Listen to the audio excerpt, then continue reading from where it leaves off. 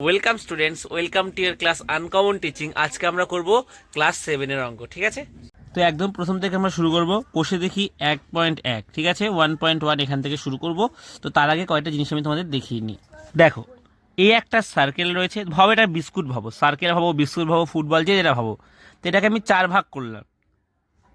এই ক ভাগ করলাম? 4 ভাগ, 1 2 3 4। এই 4 ভাগের মধ্যে 1 ভাগ ধরো রং করে দিলাম। তাহলে কতটা রং করলাম? 4 ভাগের মধ্যে 1 ভাগ। এটাকে কিভাবে বলে? 1/4 অংশ, ঠিক আছে? এই আর একটা জায়গা রয়েছে,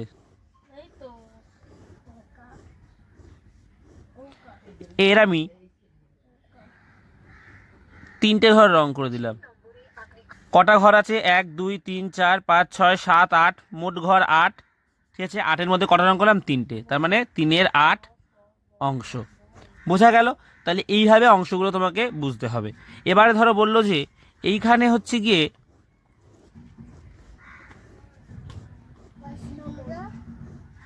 1 2 3 4 5 6 7 8 9 10 11 12, ঠিক আছে? 12টা বাক্স আছে। এই 12টা বাক্সের মধ্যে 1/4 অংশ রং করা হবে। মোট কটা বাক্স আছে? ঘর আছে 12টায়। 12টার মধ্যে কত রং করা হবে? এই 12টার 1/4 অংশ রং করা হবে। তাহলে কটা করতে হবে? 12টার মানে র আছে এরকম যখনই থাকে তখন 12টার 1/4 অংশ মানে 12 গুণ 1/4। মোট 12টা, তার 1/4 অংশ মানে 12 গুণ 1/4, 4 1 4, 4 3 12। তার মানে কটা রং করতে হবে? 12টার 1/4 মানে 3টে ঘর রং করতে হবে। বুঝতে পারলাম? এবার যদি বলে কোনো জায়গায়, এই একটা জায়গা রয়েছে 1 2 3 4 5 6, 6টা জায়গা রয়েছে। এর মধ্যে এর 1/3 অংশ রং করতে হবে। 6টা খোপের 1/3 অংশ মানে কি? 6 গুণ 1/3, 3 1 3, 3 2 6, মানে কটা খোপ রং করতে হবে? 2টো খোপ। আশা করি বুঝতে পেরেছো, এটাও বুঝতে পেরেছো, এটাও বুঝতে পেরেছো। এবার চলো অঙ্ক শুরু করি। প্রথমে যেটা বলছে, সিতারা বেগমের ফলের দোকানে 60টি পেয়ারা ছিল। তাহলে মোট পেয়ারা কতগুলো? 60টি। তিনি তার মোট পেয়ারার 1/4 অংশ, মোট পেয়ারার মানে 60টা, তার মানে 60-এর 1/4 অংশ বিক্রি করে দিয়েছে। তার মানে এবার বলছে যে তার কাছে আর কতগুলো পেয়ারা পড়ে রইল। ঠিক আছে, ধরো খাতায় কলমে দেখে নি। তাহলে কি লিখবো? ফলের দোকানে মোট পেয়ারা ছিল কতগুলো? 60টি। তাহলে কি করেছে? বিক্রি করেছে, এখান থেকে বিক্রি করেছে কতটা? তিনি ফল বিক্রি করেছেন 60-এর 1/4 অংশ, তাই না? 60-এর 1/4 অংশ বিক্রি করছে। 60-এর 1/4 অংশ মানে কি দেখাচ্ছিলাম একটু আগে? 60 গুণ 1/4, এই এর মানেই গুণ। 60 গুণ 1/4, তার মানে কত? 4 1 4, 4 15 60, তার মানে কতগুলো বেরোলো? 15টি। কাটাকুটিটা কেউ সংক্ষেপেও করতে পারো, কিন্তু 4 দিয়ে করবে। দেখো 2 দিয়ে একে কাটা যায়, 2 দিয়ে একেও কাটা যায়, আবার 2 দিয়ে একে কাটা যায়, 2 একে 2, 15 2 30। কাটাকুটি আর কিছুই না, ভাগ করা। নিচেও যে সংখ্যা দিয়ে ভাগ করবে, উপরেও সেই সংখ্যা দিয়ে। প্রথমে 2 দিয়ে কাটলাম, 2 হলো, এটাকেও 2 দিয়ে কাটতে হবে। তারপরে এটাকেও 2 দিয়ে কাটলাম 15, এটাকেও 2 দিয়ে কাটলে 1, তার মানে কত বেরোলো? 15টি। তার মানে ছিল 60টি পেয়ারা, তার 1/4 অংশ বিক্রি করেছে। তার মানে 60-এর 1/4 অংশ মানে কতগুলি? 15টা। তার মানে 60টার মধ্যে 15টা বিক্রি করেছে। তাহলে কি লিখবো? কি হলো? তিনি বিক্রি করেছেন 15টি পেয়ারা, তাই তো? তাহলে কতগুলো পড়ে রইল? অবশিষ্ট জানতে এসে কতগুলো পড়ে রইল? অবশিষ্ট পেয়ারা, মোট পেয়ারা 60টি ছিল, তার থেকে 15টি বিক্রি করে দিল, রইল 45টি। তার মানে এতগুলো পেয়ারা পড়ে রইল। আশা করি বুঝতে পেরেছো, এটাই অ্যান্সার, এটাই জানতে চেয়েছে। তো চলো পরের অঙ্কটা দেখিনি। তো চলো 2 দাগের অঙ্কটা করি। মা আমাকে 60 টাকার 5/6 অংশ এবং দাদাকে 45 টাকার 7/9 অংশ দিয়েছেন। তাহলে আমাকে দিয়েছে 60 টাকার 5/6 টাকার, এর মানে গুণ। তাহলে 60 গুণ 5/6 করলে পেয়ে যাবো কত টাকা আমাকে দিয়েছে। একইভাবে 45 গুণ 7/9 করলে পেয়ে যাবো দাদাকে কত টাকা দিয়েছে। তাহলে পেয়ে যাবো আমাকে কত টাকা দিয়েছে, দাদাকে কত টাকা দিয়েছে। বলেছে যে মা কাকে বেশি টাকা দিয়েছেন হিসাব করি। খুব সহজ। তো চলো খাতায় কলমে করে নি। মা আমাকে টাকা দিয়েছেন 60 টাকার 5/6 অংশ। 60 টাকার 5/6 অংশ মানে 60 টাকার এর আছে মানে গুণ, 60 গুণ 5/6, ছয় দিয়ে কাটো, 6 দিয়ে কাটে, 6 একে 6, 6 10 60, 5 10 আর কি হবে 10 গুণ 5, নিচে একের কোনো তো ভ্যালু নেই, 5 10 50 টাকা। মা দাদাকে দিয়েছেন কত? 45 টাকার 7/9 অংশ। দেখো আমাদের বলেছে 45 টাকা থেকে 10 টাকা দিয়েছে বলেনি, বলেছে 45 টাকার 7/9 অংশ দিয়েছে। ঠিক আছে, 9 ভাগে 7 ভাগ দিয়েছে, 45কে 9 ভাগ করলে তার থেকে 7 ভাগ দিয়ে দিয়েছে। তাহলে 45 টাকা 7/9 অংশ মানে কত? 45 গুণ 7/9। দেখো 3 দিয়েও কাটতে পারো, একেবারে 9 দিয়েও কাটতে পারো। দেখো 9 দিয়ে কাটলে 9 একে 9, উপরেও 9 দিয়ে কাটতে হবে, 5 9 45, 5 গুণ 7 মানে 5 7 35 টাকা। তাহলে মা কাকে বেশি দিল? আমাকে দিয়েছে 50 টাকা, দাদাকে দিয়েছে 35 টাকা। তাহলে উত্তর কি হবে? অতএব মা আমাকে বেশি টাকা দিয়েছেন। কারণ কি? 50 গ্রেটার দ্যান 35, কারণ 50 বড় 35 থেকে। ঠিক আছে, মা আমাকে বেশি দিয়েছে, দেখাই যাচ্ছে। এবার চল পরে অঙ্কটা দেখি। এবার 3 দাগের অঙ্কটা কি বলেছে দেখি। গণেশবাবু 3 দিনে একটি কাজটা কি যায় না, একটি কাজে যথাক্রমে প্রথম দিন এতটা করেছে, দ্বিতীয় দিন এতটা করেছে, তৃতীয় দিন এত অংশ করেছেন। তাহলে 3 দিনে এতটা করেছে।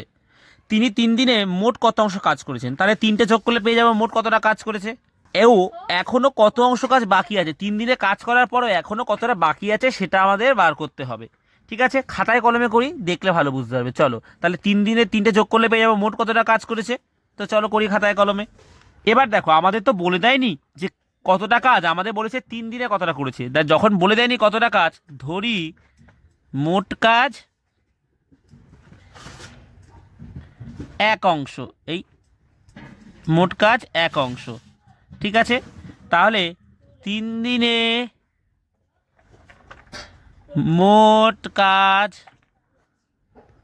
করেছে কতটা? প্রথম দিন করেছে 3 14 যোগ দ্বিতীয় দিন করেছে 4 7, তৃতীয় দিন করেছে 1 21 অংশ।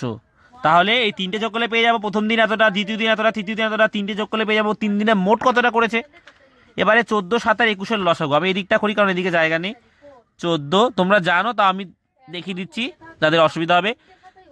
লসাগু 7 দিয়ে সব কটাকে যাবে, 7 2 14, 7 1 7, 3 7 21।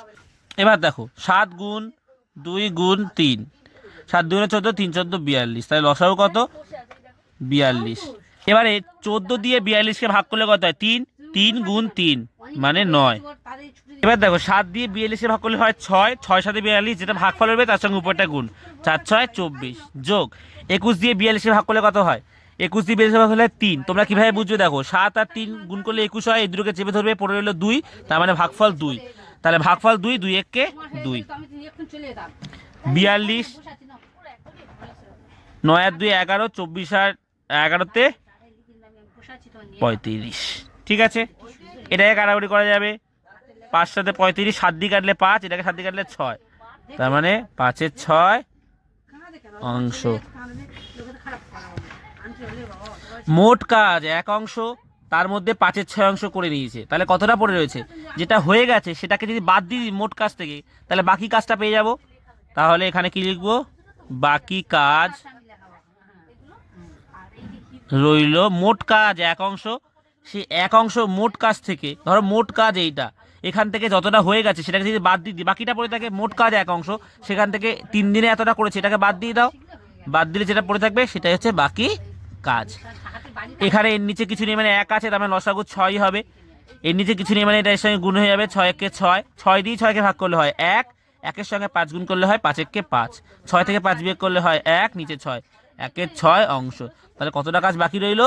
1 এর 6 অংশ কাজ বাকি রইলো। তাহলে এখনো এতটা কাজ করতে হবে। এটাই অ্যান্সার, এটাই জানতে চেয়েছে, আশা করি বুঝতে পেরেছো। তো চলো পরের অঙ্কটা দেখাই। এবারে দেখো 4 দাগের অঙ্কটা কি বলেছে। বলেছে যে একটা বাঁশ রয়েছে, তার কিছু 1/3 অংশ লাল রং করেছে, বাঁশটা কত বড় বলে দেয়নি, এবং তার 1/3 অংশ লাল রং করেছে, 1/5 অংশ সবুজ রং করেছে, করার পর বাকি যেটা পড়ে রয়েছে সেটা আবার মিটারে বলে দিয়েছে, অংশে বলেনি। বাকি 14 মিটারে হলুদ রং দিয়েছি। বলেছে বাঁশটা কত লম্বা, বাঁশটা বলে দেয়নি কত লম্বা। তাহলে আমরা ধরে নেব, ধরি বাঁশটি দৈর্ঘ্য 1 অংশ, ঠিক আছে, বা 1 মিটার। তো চলো খাতায় কলমে করি। ধরি বাসটির মোট দৈর্ঘ্য 1 অংশ। এটা ধরে নিলাম কারণ আমরা জানি না। তাহলে লাল রং করা হয়েছে 1/3 অংশে, সবুজ রং করা হয়েছে 1/5 অংশে। তাই দুটো যোগ করে কি পাবো? মোট কতটা রং করা হয়েছে? তাহলে মোট রং করা হয়েছে, তাহলে কি 1/3 যোগ 1/5 করলেই পেয়ে যাবো মোট কতটা রং করা হয়েছে। 3 আর 5 মৌলিক সংখ্যা, এদেরকে ভাঙানো যায় না, এদের লসাগু কি হবে? সংখ্যা দুটির গুণফল। যে কোনো মৌলিক সংখ্যার লসাগু কি হয়? তাদের সংখ্যা দুটির গুণফল। 3 আর 5কে কোনো সংখ্যা দিয়ে ভাঙানো যায় না 1 ছাড়া, তাহলে এদের গুণফল হলো এদের লসাগু 15। 3 দিয়ে 15কে ভাগ করলে 5, যেটা ভাগফল হবে তার সঙ্গে উপরেটা গুণ, 5 1 5। 5 দিয়ে 15কে ভাগ করলে 3, 3 1 3, 5 3 8, 8 15 অংশ। তাহলে এতটা অংশ রং করা হয়েছে। ধরো বাসটা এই একটা বাস, তার 1/3 অংশ হচ্ছে গিয়ে লাল রং আর বাকিটা হচ্ছে গিয়ে সবুজ রং করেছে, আর এতটা পড়ে রয়েছে। তাহলে যেটা রং করা, মোট বাস 1 অংশ, তাহলে মোট বাস থেকে যেটা রং করা হয়েছে সেটা যদি বাদ দিয়ে দিই তাহলে কি বাকিটা পড়ে থাকে? তাহলে কি বাকি অংশ, মোট বাস 1 অংশ, মোট বাস 1 অংশ, তার এতটা লাল আর সবুজ করেছে, তাহলে এতটা বাদ দিয়ে দিই। তাহলে মোট বাস থেকে লাল আর সবুজটা বাদ দিয়ে দিলাম, এত অংশ। তাহলে কত পড়ে রইলো? লসাগু 15ই হবে, এর নিচে কিছু নেই, মানে 15। 15টা এর সঙ্গে গুণ হয়ে যাবে, 15 কে 15, 15 দিয়ে 15কে ভাগ করলে 1, 8 1 8, 15 থেকে 8 বাদ দিলে 7, 7 15 অংশ। বাসটার বাকি অংশ কত? 7 15 অংশ। তার মানে এতটা লাল এতটা সবুজ করেছে, আর বাকি যেটা পড়ে রয়েছে সেটা অংশতে কত বেরোলো? 7 15 অংশ। তাহলে প্রশ্নে 7 15 অংশ সমান সমান কত বলে দিয়েছে? 14 মিটার, তাই না? কারণ প্রশ্নে কি বলেছে? বাকি অংশ, বাকি 14 মিটারে হলুদ করেছে। তাহলে আমাদের বলেছে 1/3 অংশে লাল, 1/5 অংশে সবুজ, তাহলে এই পেয়ে গেলাম লাল আর সবুজ। এটাকে বাদ দিয়ে দাও, পড়ে রইলো বাকি অংশ। বাকি অংশটা কত? 14 মিটার। আর অংশে কতটা বার করে নিলাম আমরা? বাকি অংশ 7 15, তাহলে 7 15 যাহা 14 মিটারও তাহা, কারণ প্রশ্নে বলেছে 14 মিটার বাকি, আর এখানে বাকি অংশ আমি বার করেছি কি? লাল আর সবুজ বাদ দেওয়ার পরে বাকি অংশ 7 15 অংশ। তাহলে 7 15 অংশ অর্থাৎ 14 মিটার। তাহলে 1 অংশ মানে কি? 14 ভাগ 7 15। ভাগ মানে কি? এটা গুণ হয়ে যাবে, গুণ হলে কি উল্টে যাবে, এটা 15 উপরে যাবে, 7 নিচে আসবে। 7 1 7, 7 2 14, 15 গুণ 2 পড়ে রইলো 15 গুণ 2, নিচে 1 কোনো ভ্যালু নেই, 15 2 30। তাহলে অ্যান্সার হচ্ছে 30 মিটার। আশা করি বুঝতে পেরেছো। 7 15 অংশ মানে 14 মিটার, তাহলে 1 অংশ মানে কত? ভাগ হবে 1। 7 15 অংশ অর্থাৎ 14 মিটার। 1 অংশ মানে কি? তুমি বলবে স্যার 1 অংশ মানে কি? আরো কম বোঝাচ্ছে। ঐকিক নিয়মে 1 অংশ মানে কম, 1 মানে কম বোঝায়। 10টা পেনের দাম হচ্ছে 20 টাকা, তাহলে একটা পেনের দাম কত? আরো কম। সেরকম ভাবে এখানেও ভাবতে হবে। আসলে অংশের ক্ষেত্রে একটা বড়, কারণ এটা তো মোট বাস, কিন্তু আমরা ওই নিয়মেই করব। 1 অংশ মানে ভাগ করব, 14 ভাগ এইটা, পরের লাইনে গুণ হয়, গুণ হলে এটা উল্টে যায়, 15 উপরে 7 নিচে, কাটাকুটি করলাম, অ্যান্সার হলো 30 মিটার। তাহলে বাসটার দৈর্ঘ্য কত? 30 মিটার। আশা করি বুঝতে পেরেছো। একটা খাতার দাম 6 টাকা 50 পয়সা হলে 15টা খাতার দাম কতটা হিসাব করি? একদম সোজা। একটার দাম যদি 6 টাকা হয়, 50 পয়সা বাদ দাও, 6 টাকা হয়, তা 15টার দাম কত? আরো বেশি হবে, তাই না? একটা পেনের দাম যদি 3 টাকা হয়, তাহলে 5টা পেনের দাম কত? 3 5 15। একটা বলে দিলে অনেক বার করতে গেলে করতে হয় গুণ, আর অনেক বলে দিলে একটা বার করতে গেলে করতে হয় ভাগ। তো চলো খাতায় কলমে করে দিই। একটি খাতার দাম 6.50 টাকা। 6 টাকা 50 পয়সা বলতে পারো, বা 6.50 টাকা বলতে পারো, দশমিকের পরে 50 বলবে না, 50 টাকা। আর এখানে বলেছে 15টি খাতার দাম কত? আরো বেশি হবে, তাহলে 6.50 গুণ 15। ঠিক আছে, এটাকে গুণ করি, দেখো দেখিয়ে দিই তোমাদের। প্রথমে এইটা দিয়ে 3টাকে গুণ করবো, দশমিকের কথা ভুলে যাও। 5 0 0, 5 5 25, 5 সাথে আমার 2, 5 6 30 আর 2 32, পুরো নেমে যাবে, একটা ঘর বাদ দেবো। 1 0 0, 5 1 5, 6 1 6, 0 5, 5 আর 2 7, 6 আর 3 9, 1 2 দুটোর পরে দশমিক, তাহলে 1 2 দুটোর পরে দশমিক, তাহলে 97.50 টাকা। তাহলে অ্যান্সার কত বেরোলো? 97.50 টাকা। তাহলে 15টা খাতার দাম কত? এত টাকা। অ্যান্সার বুঝতে পেরেছো? আশা করি কোনো অসুবিধা নেই। আর যদি ডাউট থাকে কমেন্টে অবশ্যই জানাবে। তো আজকের এই ক্লাসটা এখানেই শেষ করছি। আশা করছি তোমাদের বুঝতে কোনো অসুবিধা হয়নি। যদি বুঝতে অসুবিধা হয় কমেন্টে অবশ্যই জানিও। আর আমার পড়ানোটা ভালো লাগলে একটা লাইক করে দিও, আর বন্ধুদের সাথে শেয়ার করে দিও, যাতে বন্ধুরাও জানতে পারে অঙ্কগুলো। আর আজকে 5 অবধি করলাম, পরের ক্লাসে 6, 7, 8 করিয়ে দেবো আমি। আর তোমরা যদি পারো নিজেরাও চেষ্টা করো, করে আমাকে অ্যান্সারগুলো কমেন্টে জানিও। তো আজ এতটাই, আমরা পরের ক্লাসে দেখা হচ্ছে। তো চলো, টাটা।